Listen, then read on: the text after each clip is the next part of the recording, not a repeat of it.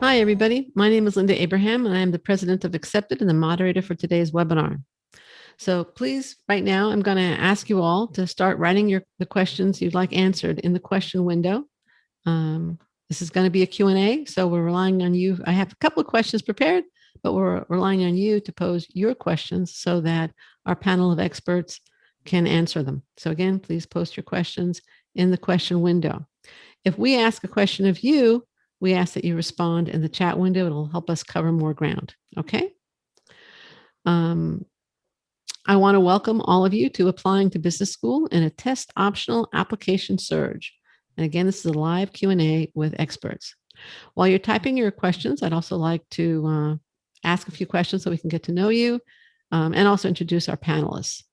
So first of all, if you want to go to business school or pursue your dream career, please raise your hand. That means clicking on the hand icon on your Zoom panel, which I'm sure you realize. Okay. Well, most of you are here for the right reasons. That's great. Okay. We're also going to have a poll now. Let me get that out. And here you go.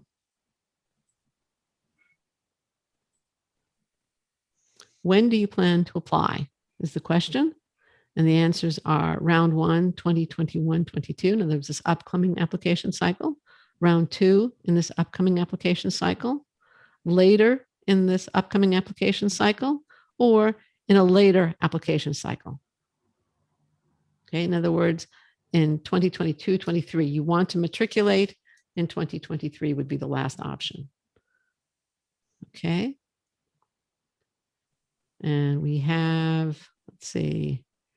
Oh, everybody's voted. Okay, I'm going to end the poll and share the results. I find the results somewhat surprising, but they are that a third of you are applying for round 1 this year, which makes complete sense to me. And the rest of you are applying in a later cycle. In other words, you don't plan to apply for this cycle at all.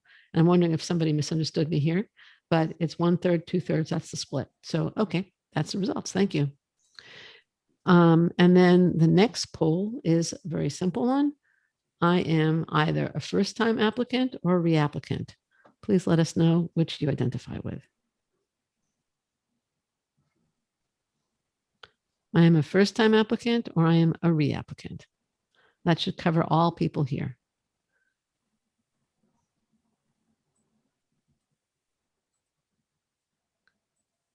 All right, so again, with 100% voting, we have a great audience here today. I'm going to end the poll, and everybody is a first-time applicant, as you can see. So that's great. Okay. There are just 2 rules of the road today, and I mentioned them already, so some of you may have heard this before. Please use the question window for your questions and the chat window for your answers to any questions that we may ask. When you leave, this is the second rule of the road. When you leave, you will receive a brief survey. Please fill it out. We value your feedback and we use it. Finally, I'm thrilled to introduce our expert panelists, Natalie Grinblatt Epstein, Jamie Wright, and Cindy Tokumitsu. Let me just tell you a little bit about each of them. After joining Accepted in 2008, Natalie served as the director of MBA admissions at Michigan, Cornell, and ASU Cary. Since joining Accepted almost 13 years ago, her clients have gotten into top programs, including Harvard, Stanford, Wharton, London Business School, INSEAD, and all the rest of them. Now, Cindy has been doing this work almost as long as I have, and she's, I think, at this point, the senior consultant on Accepted staff. She joined Accepted in 1998 and has focused on regular and executive MBA admissions. Her clients have been accepted to all the top full-time MBA programs, including Harvard, Stanford, Wharton, etc., executive MBA programs, and the Sloan Fellows and Stanford MSX programs. Jamie Wright joined Accepted in 2018 after working at London Business School for almost 9 years. She was a senior recruitment and enrollment manager and then director of London Business School's early career programs. Jamie's clients have been accepted to London Business School, INSEAD, Cambridge Judge, Oxford Said, and other top MBA and graduate programs in the US and Europe. Now, just a few thoughts from me before we start. 2020, there's no question about it, was a tough year in parts of the world, notably and tragically in India. 2021 has been even tougher. However, some countries appear to be making progress with the COVID virus and slowly opening up and returning to whatever normal is going to be, or creating a new normal, whatever that's going to be. The 2021 application cycle saw an increase in application volume on the heels of the 2019-20 cycle, which in the last extended round also saw an increase in application volume. The exact numbers for this current cycle obviously aren't known yet, but I attended the AGAC conference last year, and most schools were talking about increased application volumes in both the 2019-2020 cycle and the 2020-21 cycle. In other words, the one that's just finishing up now or just finished up. Under much calmer circumstances, MBA applicants always have questions. MBA applicants now have the obstacle of intensified competition. And we're holding this Q&A to answer your questions, help you deal with the challenge, and improve your chances of acceptance, while also demonstrating the expertise and insight that will make an admissions evaluator or an application evaluator say, I want this person in my class. And also make you say, hopefully at the end of this call, I want this person, in other words, one of the panelists in my corner, helping me on an individual basis to apply to business school. Now, the other change that many of you are dealing with, which is adding to the uncertainty of this application cycle, is many schools have gone either test optional or are issuing test waivers. The latter is more common. MIT Sloan has gone test optional, at least this past cycle. We don't know for the next upcoming one yet. And others are making more widespread use of test waivers, like Darden and Michigan Ross. Others are accepting a broader array of tests. For example, Duke Fuqua accepts the GMAT, GRE, and EA, or I should say EA. You don't have to submit all three. Now, how do you deal with these challenging options? Let's find out. All right, so for Jamie, Cindy, and Natalie, how do you suggest that applicants deal with the surge in applications this cycle and what's anticipated for the next cycle? Jamie, why don't you start? Yeah, I mean, I think it's good to go in knowing that there is a surge and that it is going to be very competitive. I think one of the things, and it's great to see that it looks like there are a lot of people here who are starting their research early, which is great, is to start early. So if there are gaps, if your leadership might come across as weak, if you need to pick up on the extracurricular side of things, if you think that your candidacy doesn't sort of adequately illustrate sort of your quantitative abilities or analytical abilities, all these things that these tests assess, then use the time now to start taking MOOCs or refresher courses, whatever it is, to show that you have these skills that the schools are looking for, particularly if you will be applying for a waiver. And yeah, you want to use the time to your advantage. You don't want it to come across as a fire drill if you suddenly have 6 different things in your resume that you've started 2 months before you submit your application. Okay, great. Cindy, do you have anything to add? I think what I would add to that, which it complements it perfectly, is to really know yourself. With the increased number of applicants and applications, really find out how, really evaluate your own candidacy in terms of what is special and going to stand out in some way. It's not just a matter of being better than, or to have the best career path or the highest test score or something like that, but really understand your distinctiveness and sort of what niche you might fill, what you can really contribute, and make that really thoughtfully part of your strategy going forward, both in selecting schools and in executing the applications. Okay, great. Thank you. Thank you, Cindy. Natalie? Well, my colleague said it very well, but the point is that you can't do anything about the surge in applications. So the advice that Cindy and Jamie are giving you are correct. You can only make yourself better. One other thing that I would like to add to my colleagues' comments is not only getting to know yourself, but getting to know the schools really well. And so I always ask my clients to reach out to current students or alumni. You can usually get in touch with a student through student clubs. They often have a email posted there. And you can always call the admissions office and ask them to put you in touch with students, and then pick their brains, find out,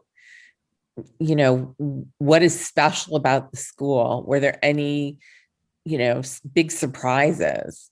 Are there things that they would change about the program? And then you can really address the why that school, particularly if we have another surge and schools are not open in person when you visit.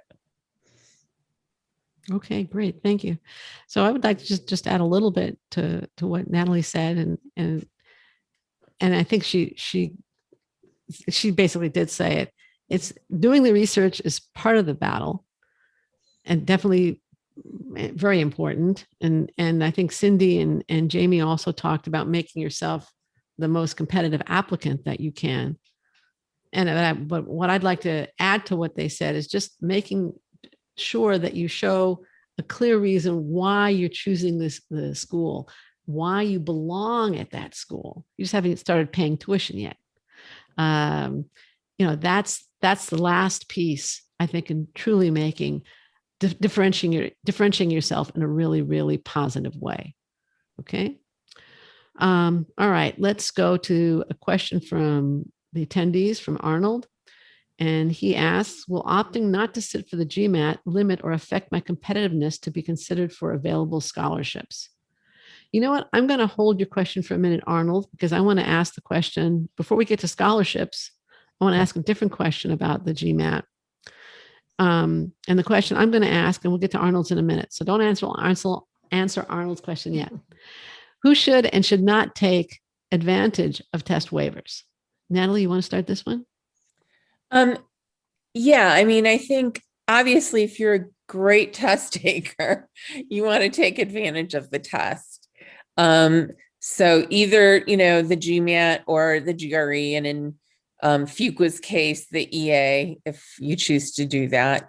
The tests are all aptitude tests. As an admissions director, for me personally, that was important because it was the one constant that I had. Everything else was unique to each applicant. So it gave me a basis for comparison. And there is strong correlation between the quantitative sections on the GMAT and the GRE and how you do in the first year core. There just is. There's strong correlations. So I'm actually a proponent of the test, but to get to Linda's question, I would say that if you're not a great test taker, and you have a reason for waiver, because they do ask you to submit an email or a letter explaining why you're asking for the waiver. Like there's, you don't do well on the computerized test, or you can't find a test center that's open near your home. I mean, it would be really difficult for you to get to a test center. Then you may want to ask for the waiver. Okay, great. Thank you. Cindy? I totally agree with what Natalie said. The other, another factor might just be to look at your overall situation. You, like all of us, you have limited time. How are you going to allocate that time? And so if you can do great on the test, but it will take you, a gazillion hours of preparation, and that might be time you could spend improving your application in other ways. So I would say, look at it in the context of your overall application and the time that you have, the resources that you have at hand to commit to the application process. And that might even affect where you decide to apply. But it is, keeping that big picture, to me, is a bit of a cliche in mind. So. All right, Jamie. Yeah, no, it's just really to on top of what Natalie and Cindy said. Also, yeah, looking at the requirements very carefully. So some schools, do ask for sort of the reasoning, i.e. extenuating circumstances. But some schools, I think it was Tepper that actually asks for evidence of sort of heavily quantitative background. So yeah, sort of going back to looking at yourself and are you able to demonstrate that you have these capabilities, really carefully looking at what those requirements are, because it's not sort of a blanket waiver program across schools. I think Ross does also. I think Ross Mm. asked that question That's a also. great point. May, Yeah, may yeah. I? Yeah, of sorry, course. Go ahead, Virginia, are Natalie. you Go done? ahead. Yeah, I want to add one other thing. So if you're going to ask for the test waiver, you also have to demonstrate that you do have the ability to handle the academics in the program. So your grades from undergrad or any grad school that you've been to need to be solid if you're going to ask for a waiver. They're not going to give it to you if your grades are weak, because that is then their evidence for how well you'll succeed in the program academically, and it's not good evidence. So, and then to Linda's point, I think you may need to cast the net a little wider. So rather than applying to 2 schools, apply to 4, 5, 6. So I think you need to think about those things and plan for them. Okay. Would you also say that maybe you should aim a little lower in terms of, comparing your GPA to the school's average or your test score to the school's average or something like that? Because not so much because of the test waivers. Now I'm thinking more about the surge, the increase in competition. Yeah, well, if you're casting the net wider. Yeah, it's the other way. It's not just more, it's also a little different. Right. So I always recommend that students, that prospective students apply to like 2 to 3 reach schools, 2 to 3 match schools, and 1 to 2 safeties. I know that's a lot of applications, and actually, the average number of applications my clients apply to is 4, but it's something to think about. Okay, great. Let's go down to Arnold's question, and we also have some other questions coming in. And his question was, will opting not to sit for the GMAT or GRE limit or affect my competitiveness to be considered for available scholarships? Do you have any insight on that? well, A high GMAT will definitely help you, but go ahead, Jamie. Yeah, no, we'll definitely help you, but GMAT alone isn't what's going to get a scholarship offer. It's that, the everything else. It's that whole package. And I think schools have been very open, particularly in the last few years, about how they're very much taking a holistic approach to this review process. So if you have a very high GMAT and your grades are maybe mediocre, that can really, help to balance things. Certainly when assessing scholarship applicants, that can help to sort of balance the scales a little bit. So it's really depends on your overall candidacy. I think it's an interesting one. We're talking about not taking GMAT GRE, but there's a flip side of this. Having a very high GMAT GRE as well doesn't alone mean you're going to be accepted to all of your schools, because it's still just one of several components that are AdComs evaluate. So I think you have to look at your overall profile, but it's not going to hurt at the end of the day. But I also don't think it's going to necessarily be the one factor that tips the scale from a scholarship perspective, unless of course it is a GMAT or GRE scholarship, something to do with the testing side of things. Okay, great. And here we have a question. Oh, wait, Cindy, do you have anything to add? I'm sorry. Oh, no, I really agree with that. I just think, for that, they're all looking for different things, but they're looking for usually for people who are outstanding in some way. So test could be one way, but there are other factors. I totally agree with Jamie on that. I don't really have anything to add. Natalie, you have anything to Yeah, I add? have nothing to add. That Okay. was a good analysis of the situation. All right. Sounds good. I think some of the schools that are waiving the MIT, the GMAT, I think are really ignoring it in terms of giving out scholarships. For the test waiver ones, I'm not so sure, but again, it's definitely not the only thing that counts. Okay, we have a Hey, question. Linda, Yeah, can I say something? sure. Go I ahead. have a client that asked for test waivers who got a very nice scholarship All right. from, a good school. Yeah.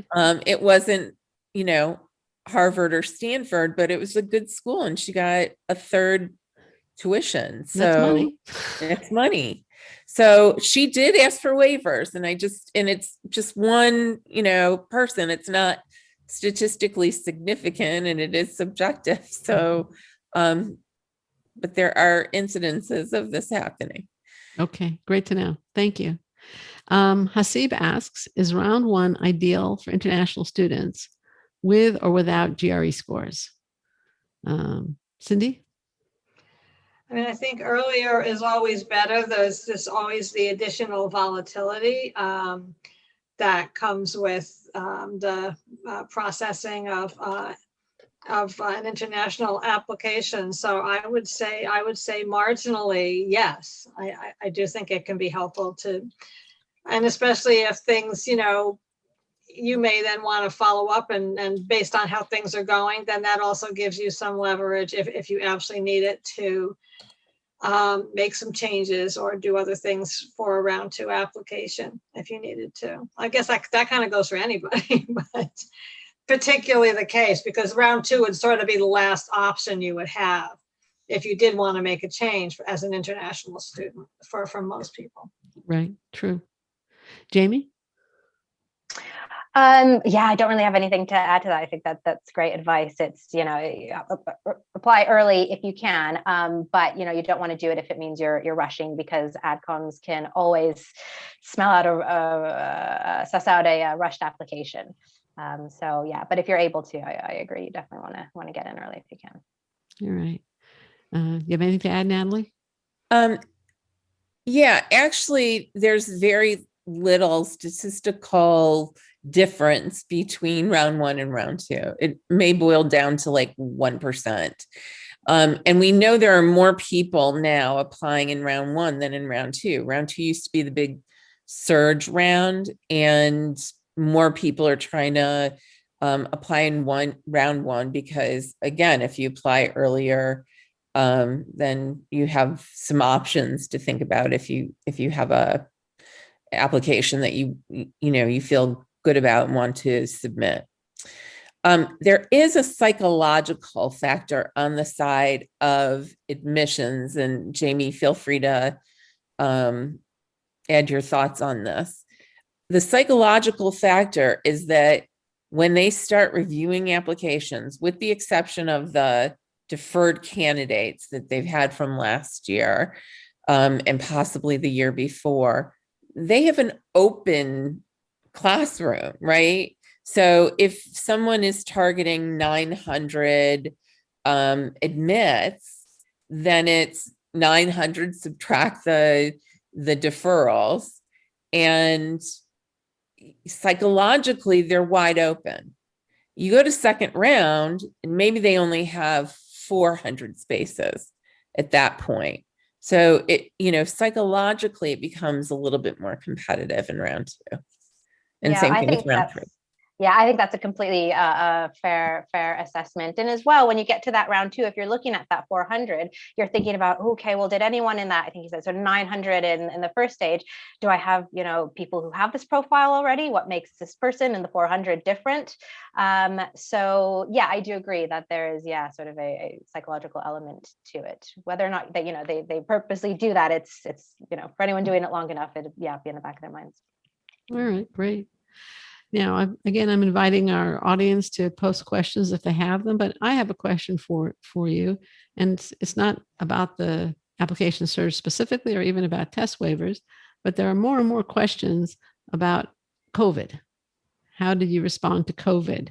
Or how can you, I'm not thinking of a specific wording here, I guess, show some kind of societal good as part of your goal?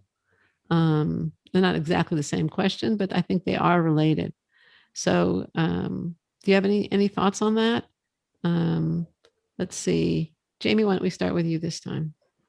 Well, I think if, if you do, I've spoken to a lot of people this year, and I think that, like, for most of us, the pandemic has really caused a lot of us to just generally reflect about our lives, what it is we want to be doing with our lives, how we want to be spending our time. And I think for you as applicants, if that reflection has made you decide that you want to do a complete 180 and, completely change direction and want to do something to sort of better society. Maybe you've done that through community service, no matter, even if it seems small to you, it's something that you've done in your hometown, not even sort of on a national or international level.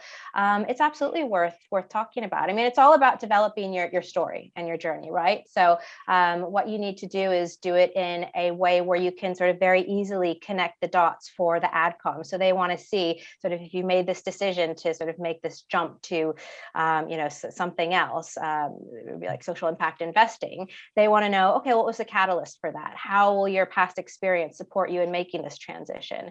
So, I think if that is something that, if COVID has made you, reflect and change direction, that's what an MBA is for, right? I mean, that's what people are going to do in MBA. But you need to sort of provide a clear rationale for AdComs. Great if you've been doing anything to help your local community, but it says a lot about you as an individual and what you'll bring to the community of the schools you're looking at. Sounds good. Cindy, you have anything to add to that? As Jamie was talking, I was just thinking that how COVID, and I guess it's kind of unfortunate that it's this one thing, no matter where you are in the world or what your professional milieu is or socioeconomic status or whatever. I mean, COVID really has its one commonality, so I think that, it is one thing that kind of creates a we out of, for almost everybody. Right. And in that sense, that's the reality. So why not get something good out of it, since we've all probably, suffered from it in some way. And if that good can be, so even if it doesn't affect your, say, career direction or something, has it let you see your industry or your sector or your business function in a new way? Have you had different experiences? I mean, I've had some clients, just have amazingly different experiences as team leaders dealing with COVID than they would have had, and sort of people who really had to ramp up their interpersonal and skills and be like partial therapists almost sometimes, just really take and just grow in other ways. So I think finding ways to perhaps weave it in without overdoing it. Don't use a heavy hand, but it is just part of everyone's shared existence now in a way. So, to the extent that you can weave it in here and there, if it's not directly about your career goals or answering a particular COVID question, I think it could be helpful to sort of create that link and that connection with an AdCom reader. Okay, great. And Jamie, I know you've spent a lot of time under lockdown in the UK. Yeah. Do you have anything to add to this? Not that we haven't in the United States, but Yeah, no, I think that, I think, Cindy, what you just said is, really, really great advice about, how that, some interesting conversation I've had with a lot of people is just about what remote working has been like and how that has changed how they approach, how they communicate with others. And in terms of thinking about, a lot of schools will ask about, how do you want to contribute to the community? What do you hope to do? It's been interesting talking to people about okay, well, actually sort of this whole virtual world has made me sort of, rethink or rejig how I form relationships and how I network. So yeah, I agree. There are a lot of really interesting things about how the pandemic has maybe, forced us to change some of our behaviors, but how those behaviors, how you can sort of, weave those throughout your application when you're talking about, contribution or leadership, whatever it is, or even just, meeting your classmates, anything like that. I think COVID has also given everybody an opportunity to take initiative. All right, to do something, especially younger people who early in the pandemic were thought of as being, I guess, more resistant to COVID, to either catching it or if they got it, to the severity of it. So, there were young people that were delivering meals, doing shopping for those who were more vulnerable. I think we had one client who set up some kind of network, using his technical skills so that people willing to help those who shouldn't have gone to the stores, they would go to the stores for them. So he just did the technology for it. So there, when you're talking about COVID, my advice to you would be, yes, you can discuss how it affected you, in terms of what happened to you. Did you get sick?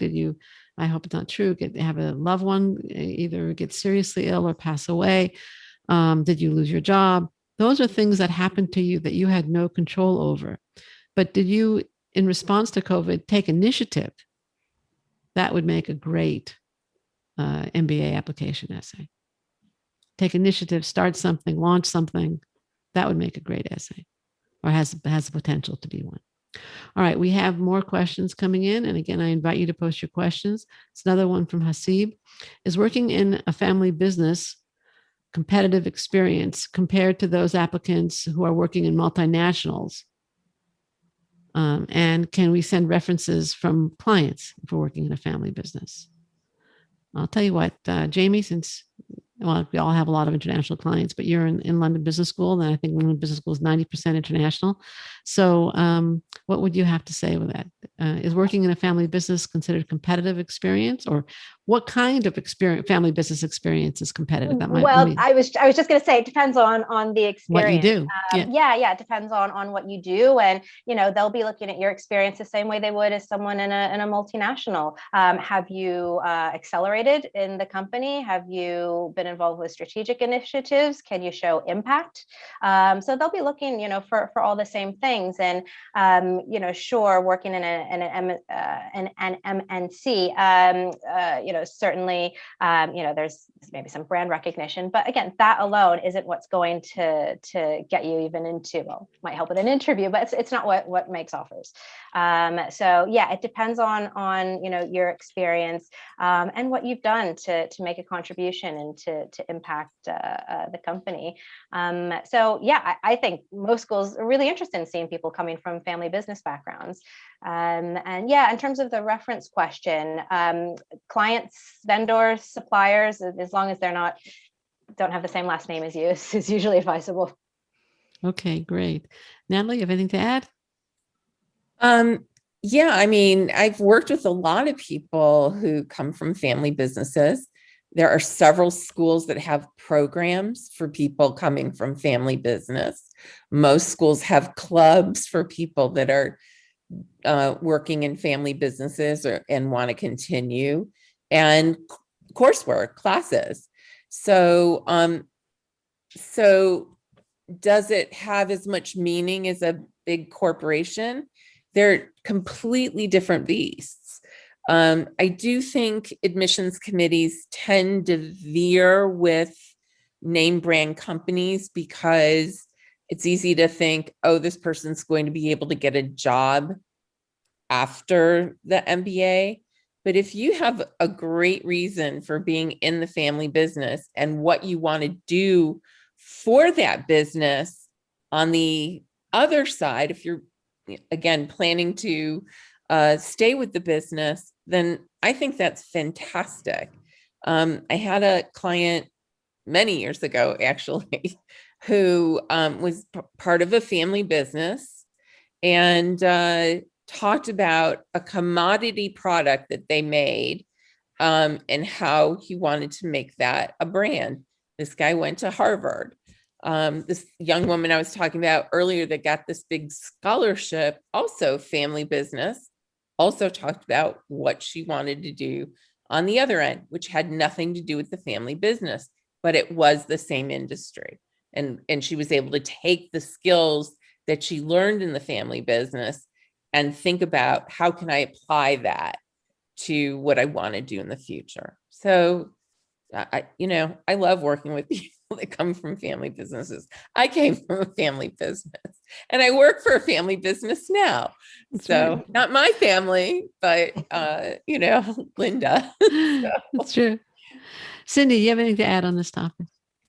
I just agree very much with what everyone said. I don't really have too much to add. I just think, it's not that uncommon. So be selective in your schools because I think it was as Natalie said, so many schools have resources specifically for family businesses that shows that they are invested in that. So be sure that you clarify, your vision for, or, what, that it's on a scale and scope of some significance. I think that's a factor to help you, but also if you're going back into it, have an enticing vision for that your career with that company. And the plus is if that all lines up, then you will have a job post MBA. So they don't have to, there's going to be one less person that they're going to have to worry about. Will they get a job too? Okay, great. We have questions coming in. I think I asked all of you about yeah, I did. Okay, so I'm good on that. But I have a question. Given where we're at in the application cycle, in other words, we have several months before the first round applications are due, and almost 9 months, 8 months until second round applications are due. And we have many people here who are actually planning ahead, even further ahead for the 2023 application cycle. How would each of you, given your vast experience, advise someone to approach the process? Okay, so let's think about that for a minute. I'm going to get Ann Corinne asked a question, and I'm going to get to that in a second.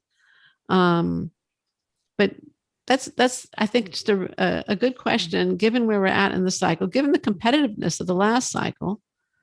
How would you advise somebody to get going, other than coming to Accepted and helping us? We advise all of you to do that, but just how would you approach it? Cindy, as the one with the most experience here, why don't you start? If you're looking at the upcoming cycle that, those round ones that are coming up in the fall, I would say, this is the time to take a very objective look at your application. There's just you should be pretty busy. Actually, there's so much that you can do now in terms of school selection, evaluation. Of course, if you're going to be taking a test, which most people will, that should be underway. Thinking about recommenders, you're certainly not asking anybody yet, but strategically, you may want to be sort of making the case for that and figuring that out. Last but not least, be really thinking about your goals at this point. So the case you're going to make for your goals and what they are. Sometimes I work with people who aren't entirely clear on that point themselves. And, it's something you're going to have to be clear about for most schools in the application. So there's a lot of stuff there, but I would say that they're all important things to do at this point for this upcoming cycle. Right. Okay, great. Thank you. It was a wonderful answer. Natalie, what would you advise somebody to start with? Yeah. So, I again agree with everything that Cindy said. In addition to that, I would do a lot of introspection. I would think about the characteristics that you want to present to the admissions committee and figure out stories that you have from your background that will help you tell the story about that characteristic. So, a great leadership story or a great teamwork story, a great problem-solving issue. And speaking of problem solving, one of the things that I always wanted to see in a goals essay, and I work with my clients to get this into their goals story, would be to think about problems that you would like to solve and how your goals would enable you to solve those problems. That to me is more intriguing than somebody talking about a role that they want, even though a lot of schools ask specifically about the role. So you'll have to accommodate those schools and talk about the role in the company and the industry, but also what are the problems you're going to solve. So I'd be doing some introspection right now. And again, getting to know the schools. So doing research, And,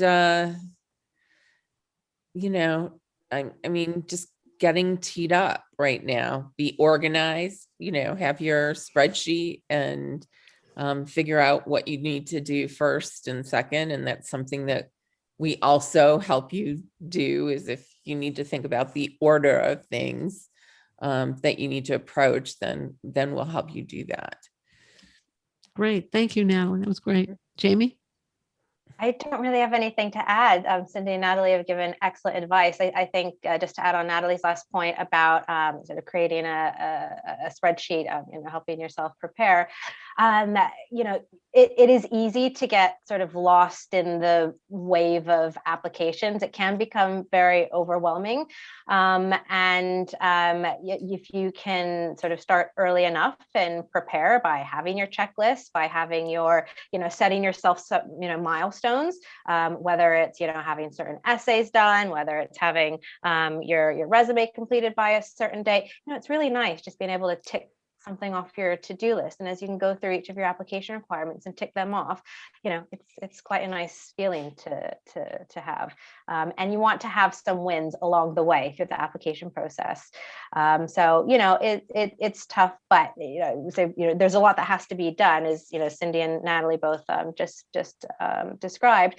But it should also be an enjoyable process, and one that does allow you to reflect. And as you're going through this introspection and talking to your possible recommenders, this should all help you to sort of decide whether or not where you think you want to go, what you think you want to do is actually what it is you want to be doing. So it's, hopefully should be an enjoyable process as well. Can I add one other thing? Sure. Of course. I have one other thing too. Go ahead. Okay. Natalie, then Cindy. We have great resources on our website, including these amazing webinars that Linda does. I just posted a link to one. Oh, you did? Oh, okay. But go ahead. I don't mean to interrupt you.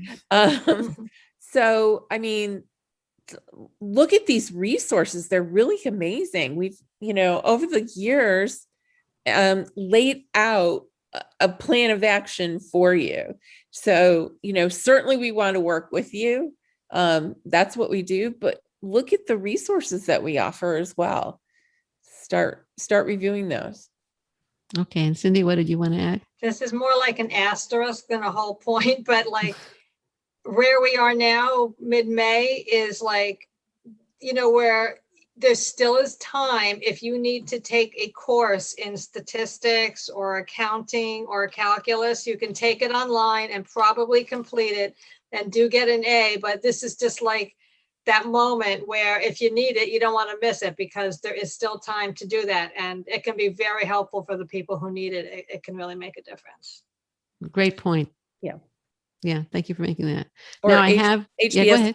The HBS yes, core program. HBS core. Yeah, that would be great too. So, and I know in general that has tremendous credibility. I've heard from different people at different times. I believe Wharton right now is trying to correlate, HBS core to success in the Wharton program. And I know Harvard has done that. So anyway, that's especially if your grades need a boost, that can help you. Okay. Now what I've posted is Fitting In and Standing Out is a free download. They're all free, but Fitting In and Standing Out is a free download. And it's basically how to show fit with a particular school while at the same time standing out in the applicant pool. 7 steps to MBA acceptance are my recommendations for how you should prepare ahead of time for an application. And that's a webinar. And then Best MBA Programs, the guide to choosing the right ones is a free download that actually Cindy wrote on how to choose schools. So anyway, they're all free. You can get them after the webinar. Now, we do have another question here, and this is from Anna Karin. How competitive can it be for an MBA applicant to be admitted if their professional background is in the public sector, in contrast with applicants coming from the private sector? Okay. So again, I think the question really should be, no offense, Anna Karen, is what experience in the public sector will be competitive with the experience typically seen coming from the private sector, because it's what you do that's going to count far more than where you did it. All right. Let's see. I have a Natalie, public yes, sector go ahead. You look like candidate you're right just champing now. at the bit here. Okay, Who go I ahead. love.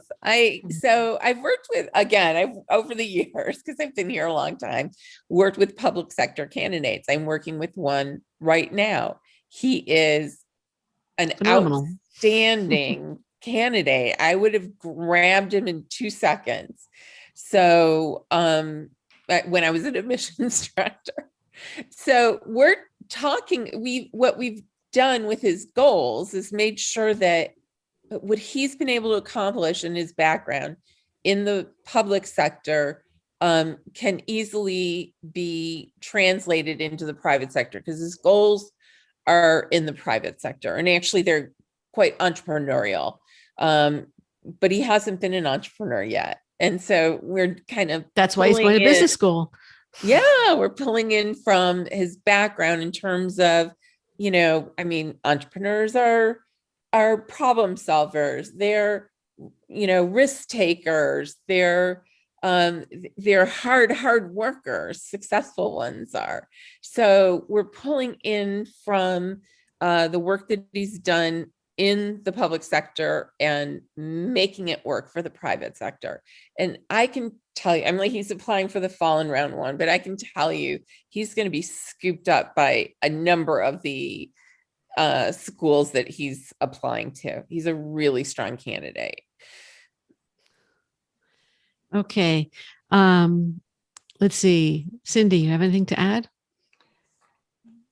I totally agree with Natalie about how appealing, public sector clients are. There's like a continuum. There's always interaction between the public and private sector anyway. So keeping in mind that people in the private sector often work with, in many different capacities, the public sector. But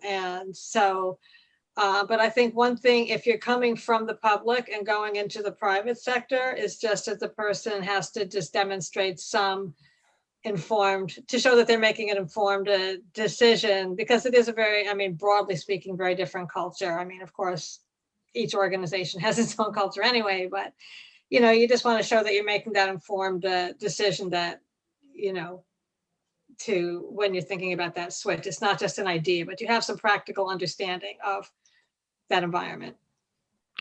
Jamie?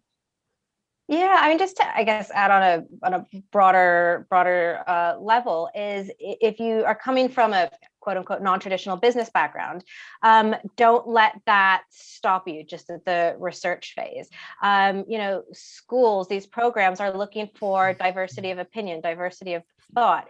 They don't want classrooms full of, and I'm not going to say, they don't want a class full of, people engineers, from, or full of, consultants or, front office bankers, because, they want a lot of these different people, but they want this diversity of thought and opinion. And that comes from people from many different backgrounds. So, if you're not sure about your background, listen to, exactly what, Cindy and Natalie said. Think about how can you demonstrate that, well, you have an understanding of how the MBA fits in with sort of your past and your future, i.e. being your career goals, but also about sort of those relevant transferable skills that you can bring in from whatever background you're coming from.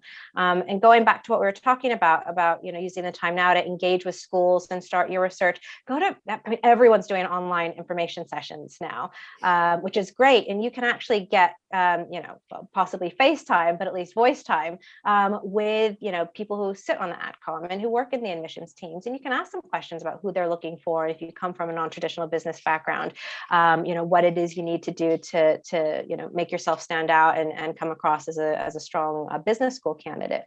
So that's something else, you could do, but don't let it stop you if you feel like you don't go. Like I always hear, I don't come from a finance background. Should I not apply to Wharton? It's like, well, no, don't let that stop you. There are obviously a lot of things that we have to look at, but don't let it stop you is what I would say. I used to volunteer for Forte, and my favorite, then they had like breakout tables where, people would circulate. My favorite was doing non-traditional applicants. I got it once and I kept asking, can I do that again? Can I do that again? And the reason I liked it so much was because there is such diversity in business school that all the people who thought they were non-traditional usually were actually not non-traditional at all. Yeah. All right. Maybe I'm in Los Angeles, so some were coming from Hollywood. And that's fine. That's a business too. And certainly even in the public sector, one does handle money, sometimes a lot of money. But I think the common denominator, which I don't think that we've totally hit on here yet, is impact. Whether you're in the private sector or the public sector, business schools want to see that you are a person of impact and consequence. Did you make a difference in the public sector or the private sector, in the family business, wherever it was that you were? So just keep that in mind. And then given, taking the advice that Natalie and Jamie and Cindy gave you about showing that your experience is relevant to your future goals and that it was somewhat business related and everything they've said, also show that impact. And whether you're coming from a family business, the private sector or the public sector, you're going to be given very serious consideration. Again, assuming that you have the academic credentials and all that stuff. Okay, let's go to the next question from Juan. As a person, and you're going to love this, panelists, as a person who has been in both public and private sector as an entrepreneur, which one would you think I may highlight? That's a juicy question. That's a good one. Not that the other ones weren't good, but this is a fun one. Okay. Cindy, you want to start? Well, I would need to know more about each one before answering that question. I would say it really, and then need to know your goals too, and how all of those pieces fit together.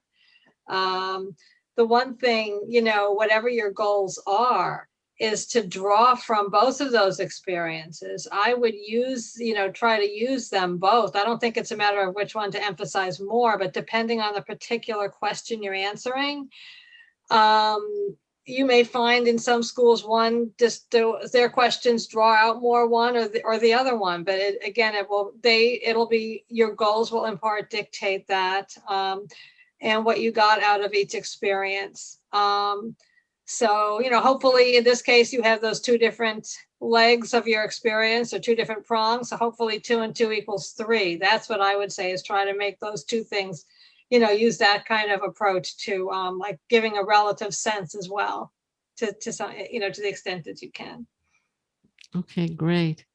See, Natalie, you were smiling when I asked that question. Yeah. So I was also thinking I need to know more before I can tell you, but I mean, first of all, what's your most recent experience? I think that's kind of key. That's a good point. Yeah. And so, I mean, schools are going to want to know about all your experiences, but the most impact, as Linda said, should probably occur in your most recent experience, because you've, gradually been able to achieve these accomplishments that you want to talk about in an application. So, I just need to know more, but I would start with your most recent experience. Okay. Jamie. No, I think that's really well put. I mean, just to go on the back of what Cindy said, it's about connecting the dots, and you want to make sure that you do that for the AdCom. You don't want to leave anything sort of left to them to decide on their own in terms of thinking about why you made certain decisions that you made about going into certain industries or certain companies. You just want to make it clear for them. Don't let them come to their own conclusions. So you want to be clear about how those dots connect. Great point. Great points from all three of you. Yeah, I once I gave a webinar, I think last spring, and there was a contest where the participants could win a free 15-minute consultation with me. And again, this was a crazy time, right? COVID had just hit. The schools were extending deadlines. Things were changing right and left. I think this guy ended up applying this cycle, but he was very concerned because he'd worked in different countries. He'd, I think, gone to school in a third country. He spoke multiple languages. and he'd worked in 2 or 3 different industries, and he had like 6, 7 years of work experience. So he wasn't so much jumping around. He had consistent work experience, and there was definitely a story there. And he was very concerned that he had too much diversity in his profile. And I thought, I was thinking to myself, are you crazy? That's a tremendous strength. The fact that he had this international exposure, the fact that he had these different experiences and this different industry exposure, I think, and that his career path showed consistent growth, but also diversity, was just tremendous for him. So, if you have entrepreneurship in public and private, or public experience and private entrepreneurship, it's not an either or question. It's a how do you show it, both of them, best off. And again, that's where we get back to what the rest of the other panelists were saying, and that is, I need more information to answer the question. But I don't think fundamentally, it's an either or question. It's an and question. How do you do it best? And it's also about it's also about the ability to move in and out of different cultures, right? So you have a very different culture in the public sector than you do in the private sector. And as Cindy said, that also varies from organization to organization. So, but that ability, that agility is something that's really, really important. Adaptability. And for business. Right. Right. And for life, as we were seeing in certain, these current circumstances. That fellow got into Wharton. I'm almost positive he got into Wharton. I'm going by memory though. All right. So you have one more point. Go ahead, Cindy. Go ahead. I just want to say very quickly, the last question also made me think of one point, which is maybe a bit of a pet peeve, but the word entrepreneurship, I'm finding it sometimes becomes a bit of a crutch. Like, it really doesn't tell me.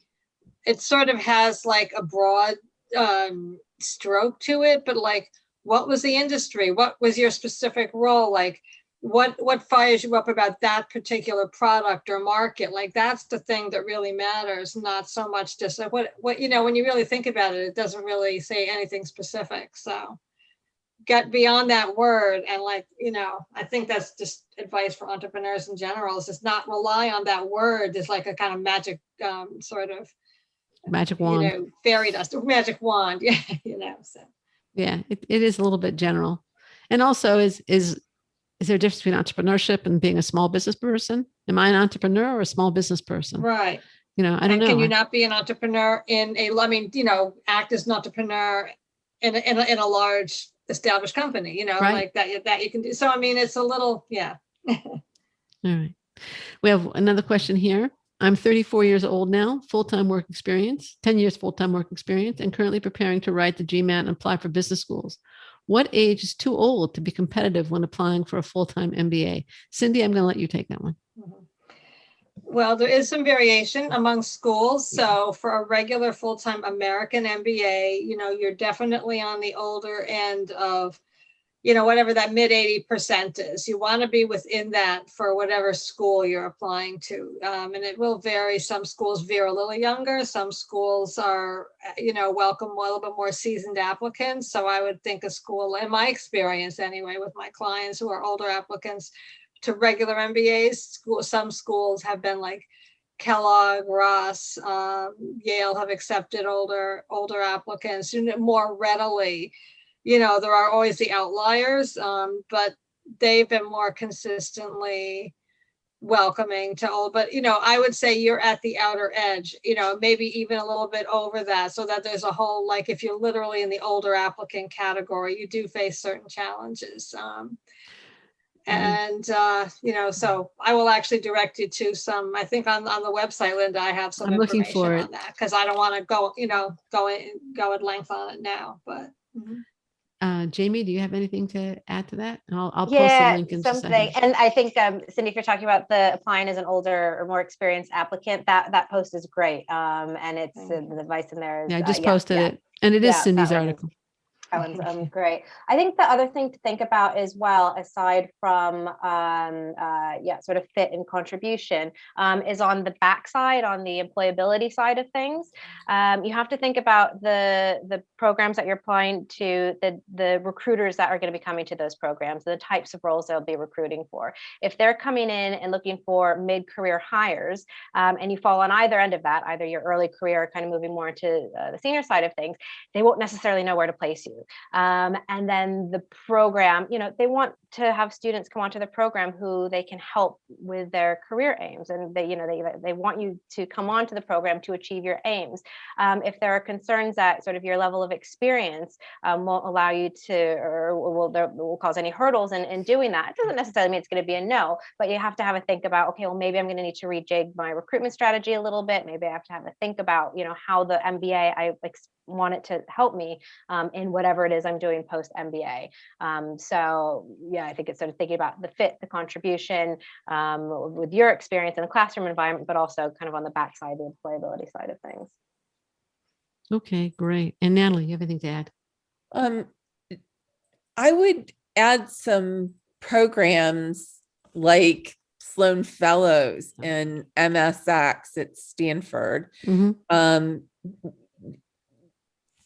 Average age for those programs is around 36. So you're a little young there, but it's average. So add that to your mix of schools that you're applying to. Not just the 2-year program, but think about these 1-year intensive programs that offer very similar kinds of experiences that you would get in a full-time MBA program, but with a much smaller class. Oh, IBEAR too, USC IBEAR. And IMD. What? IMD. IMD, yeah. So, so I would just, think about adding those schools. Again, the programs are 1 year, so they're more intensive. And 2, they do offer comparable like career services. So they have usually somebody dedicated for career services. I don't know if that's true for LBS. Jamie might want to comment on that. But for MIT and MSX and IBEAR and IMD, that is true. So do check out the career services, because I'm not sure it's quite the same, but check it out. They have like and the other thing, they're full-time person. They don't have the recruiting. They don't have like the full-time recruiting usually. The consulting companies, that's investment banks coming by. But, yeah, I mean, you can, if you're a student there, you can sign up Yeah. for an interview. Mhm. So, there is that recruiting. And if you belong to clubs where a lot of the contacts are made, that enhances your experience as well. They don't leave those students on their own. No. Yeah. Jamie, anything to add? No. I'd say also as well, think about maybe not just in terms of age, but what you've been doing as well. Like I know at LBS, there are regularly doctors who went through the MBA program. They had spent, a big chunk of their sort of early career in the medical field, and they were looking to move, do something else in healthcare. Or maybe you were sort of on, a lawyer on the legal side of things. So it's also thinking about sort of what your experience has been up until that point. And again, thinking about, how those, going back to the idea of how the dots connect. All right. But I was going to say, just to add to IMD, European schools programs, the average work experience tends to be a little bit higher. And you're not looking at sort of huge differences, but IMD is the first one that came to mind. You might see students with like 7 years of work experience compared to 4.5, 5. Great. Thank you. Thank you all. Thank you, Cindy, Jamie, Natalie, for sharing your expertise and insight. I think it's been great. You've been an outstanding panel. Now, for our audience, what's the most valuable piece of advice, information, or insight that you received during this Q&A in the chat window or question window, wherever you prefer? Just curious, if you don't mind sharing that, be very much appreciated. What's the most valuable piece of insight, advice, or information that you got today? Anybody want to share?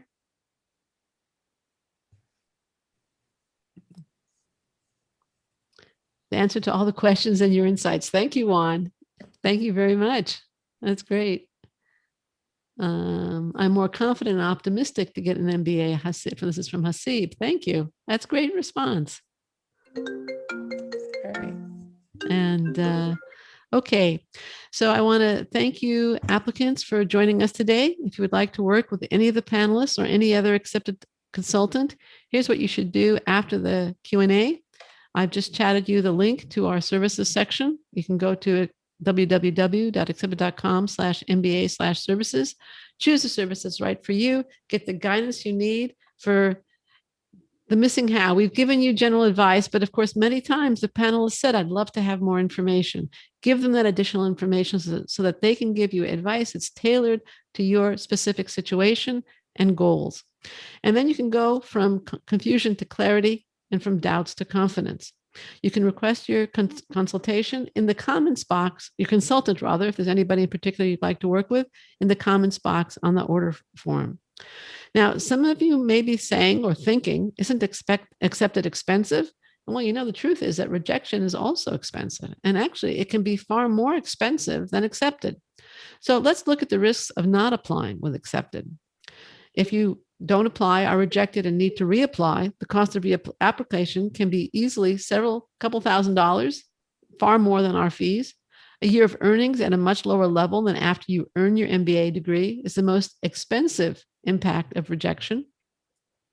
And then there's a potential that you could have gotten into a better program with greater lifetime earnings and opportunities.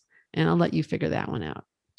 Every year we work with applicants who talked to us a year earlier and decided after taking the do-it-yourself approach that they would work with us when they reapply. Now, we're happy to work with reapplicants. We love reapplicants. It's fine with us. But they would have been better off working with us to start, and so would you. So we'd love to help you, as we've helped thousands of applicants over the last 27 years. And again, this is what I'd recommend you do as a follow-up to today's webinar. Go to accepted.com/MBA/services, choose a service that's right for you, and then apply confidently and effectively. Now, I also have a question for you, and I'm wondering if you can help me out with this. If you are not currently a client or planning to become a client, would you mind sharing what's causing you to hesitate about engaging with accepted? We'd really just appreciate the insight from you.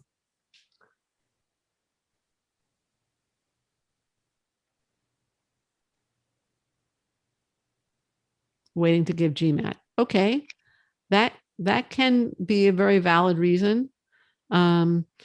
However, a lot of times there are things that could help you in addition to a GMAT score, and you might want to know about them now, like some of the things we discussed that you could be doing now, in addition to preparing for the GMAT, or after you prepare for the GMAT and before you actually apply. I apologize if I mispronounced somebody's name. Adagoki says, my GMAT score will determine that I feel I am not the best test taker. Oh, in other words, if you get a high GMAT, you'll call us. All right. We can also give you suggestions as to how to compensate for a low test score, or perhaps where to apply where the test score is not could be waived or is not going to be considered. Hasib writes, I want to apply to 6 schools, but the application fee is too high. Are you talking about the fee, our fee? Or are you talking about the application fee itself, Hasib? The application fee itself. Well, that's a problem. Do schools sometimes give fee waivers or not? They do sometimes have fee waivers. Yeah. So you might want to contact the schools and see if they will give you a fee waiver. Okay. Oh, and Jesseline added that in terms of my question about what was valuable, that being aware of yourself and making yourself stand out while also understanding the B school you're applying to. Great. Thank you. An anonymous attendee wrote, lack of funds to pay for services in one lump sum. Okay, I'm really glad you raised that point. If you're in the United States, we've added a firm to the site. This actually costs us money. We don't make any money on it, but it does give you up to 36 months to pay. I think it's for services over $1,500 and up to 6 months under $1,500. So that's an option. If you are in the United States, If you're not in the United States, we can sometimes work out a payment plan, but not for nearly as long, because we do want to, we do insist on some payment upfront.